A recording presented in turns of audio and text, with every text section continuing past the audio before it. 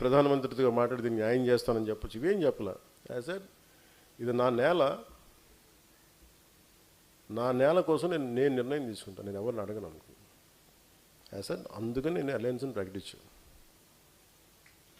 కానీ అంటే నేను ఆ 120 సెకండ్లే పట్టింది. ఎవరికి ఫోన్లు చేస్తాను చెప్పండి? ఫోన్లు కూడా తీసుకెళ్ళడానికి లేదు జైలుకి వెళ్తే. అందుకని ఫోన్లన్నీ మేము కారులో పెట్టాం. ఆ రోజు సాయంత్రానికి జాతీయ స్థాయి బీజేపీ నాయకులందరూ పొత్తులు ఉండి ఎలా పెడతామని నేను చెప్పాను. అంతకుముందు పరిస్థితులు తెలుసు కదా, చెప్పాను సార్ ఇది అరాచకంగా ఉంది అంటే. వాళ్ళు కూడా పెద్ద మనసుతో అర్థం చేసుకున్నాను నేను తీసుకున్న నిర్ణయం.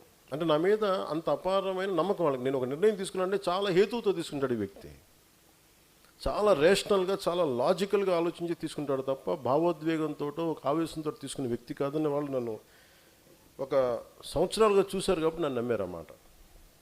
ఆ రోజు నమ్మకమే ఈ రోజున మన లక్షల కోట్ల పెట్టుబడికి మూలాధారం. అంటే నా చిత్తశుద్ధిని చూపించడం, నేను ఇలా చేస్తున్నప్పుడు నేను ఒక్కొక్క కులానికి ఎలా ఇండివిజువల్గా న్యాయం చేస్తాను చెప్పండి. అంటే ఎన్నిసార్లు ఎలా మాట్లాడతారంటే అంత ఏమ్మా ఇంట్లో చాలా ఫోన్లు వచ్చినాయా, అమ్మ అనిపించింది, ఎవరో పాప ఎవరు మాట్లాడినట్టునా? ఓ అదే, కూర్చోండి. Thank you.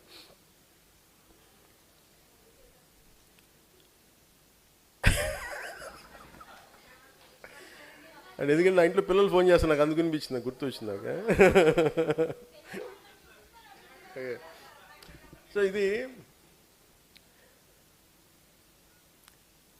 నేను చాలాసార్లు ఈ సందర్భంగా రాజమండ్రి చాలా కాస్ట్ వీటి గురించి మాట్లాడింది. ఈ మధ్యన ఎంత తిట్టేస్తానంటే విశ్లేషిస్తూ కూడా నన్ను, వాళ్ళు విశ్లేషణకి ఇంకా అర్థం పర్థం లేదు అలాగే.